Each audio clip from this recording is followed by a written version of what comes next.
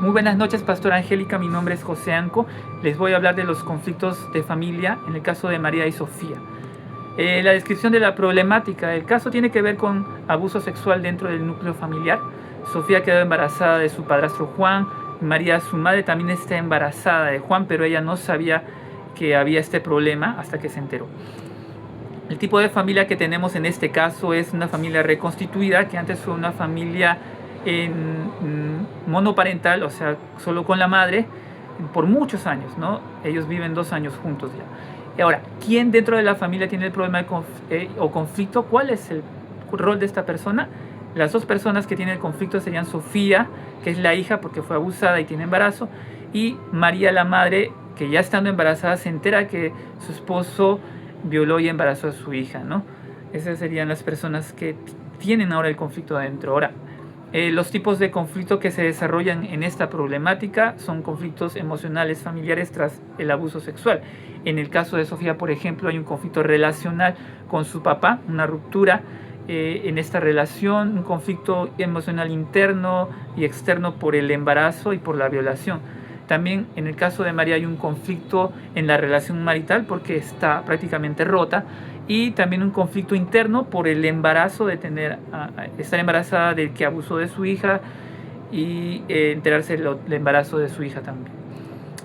Bueno, en quinto lugar, las personas involucradas en este conflicto serían 5. Primero, el padrastro Juan, quien abusó de Sofía; María, que es la madre de Sofía; Sofía, que es la hija, que es adolescente y es hijastra de Juan; y tenemos 2 personajes más que serían los 2 hijos en gestación, el hijo de María y el hijo de Sofía, ¿no?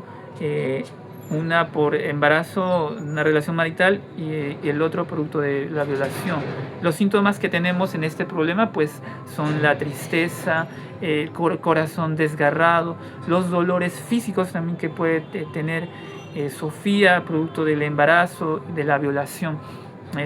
Son todas estas cosas, el hogar disfuncional. Ahora, tenemos acá nuestro diagrama de árbol de problemas. Como tronco principal, el problema es la grave crisis familiar a raíz de la violación sexual con embarazo por parte del padrastro. Y esto ahondada por el embarazo de la madre por parte del mismo antes que ella se enterase. Es decir, el problema es un cúmulo de varias cosas que generan esta crisis, ¿no? Ahora, el tronco principal, la raíz principal de este problema es el abuso sexual en sí mismo, ¿no? Es lo que ocasiona la crisis, pero también otras raíces, por ejemplo, la disfuncionalidad familiar, porque este hogar no ha tenido una figura paterna. Entonces es una puerta abierta, si es que no se han sanado heridas, para recibir a cualquier tipo de persona. También una vida espiritual muerta, o sea, si estas personas no conocen a Dios, no tienen a Dios en su corazón, es una puerta abierta al pecado y a cualquier tipo de maldad. Y también la errada de toma de decisiones es otra raíz, porque la esposa posiblemente no conocía muy bien a su esposo, ni su pasado, ni las heridas, ni las cosas que arrastraba antes.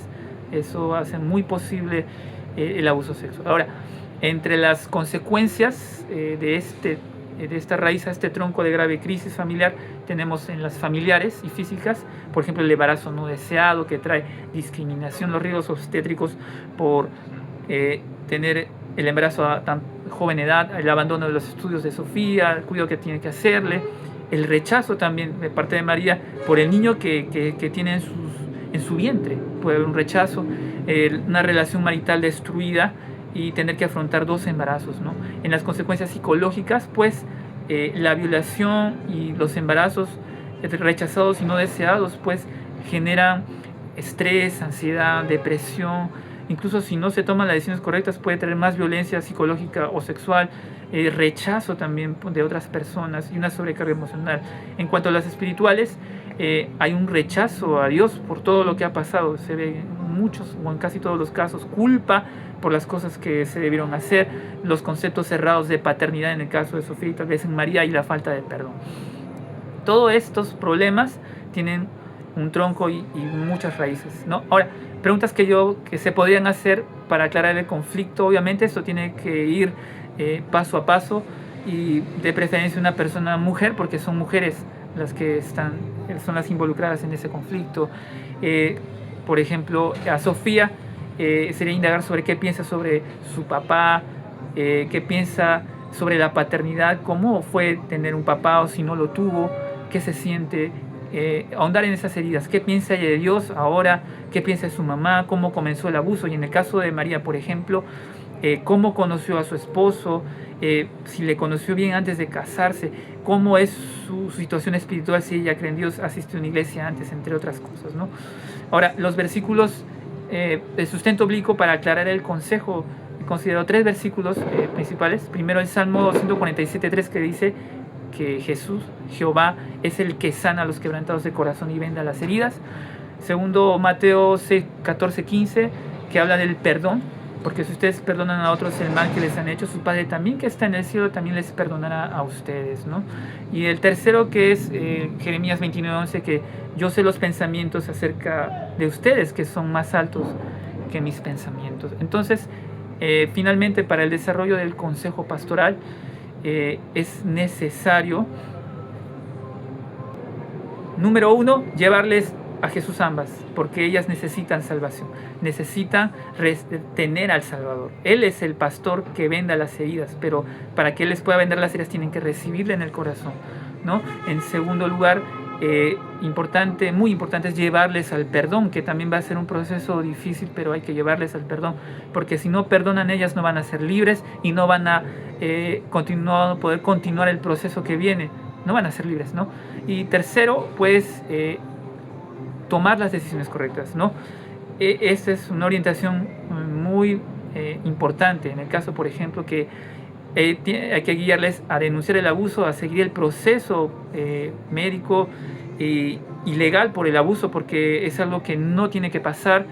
En segundo lugar, también tiene que terminar con el vínculo matrimonial. No puede continuar con esta relación. Hay muchas personas que continúan la relación por falta de... Bueno, después tenemos el continuar llevando una consejería espiritual para que el Señor pueda tratar en el corazón con ellas, un proceso también que tiene que ser llevado con mucho seguimiento, llevar una vida espiritual plena, tomar esa decisión de seguir a Jesús y obedecer siempre, tener una vida espiritual viva, y finalmente continuar con ambos embarazos, pues Dios es el dador de la vida y Dios les va a dar mucho más de lo que han perdido. Entonces, eso sería, en resumen, la consejería que se les daría, ¿no? Obviamente esto es algo que hay que hacerle seguimiento. Muchas gracias. Bendiciones.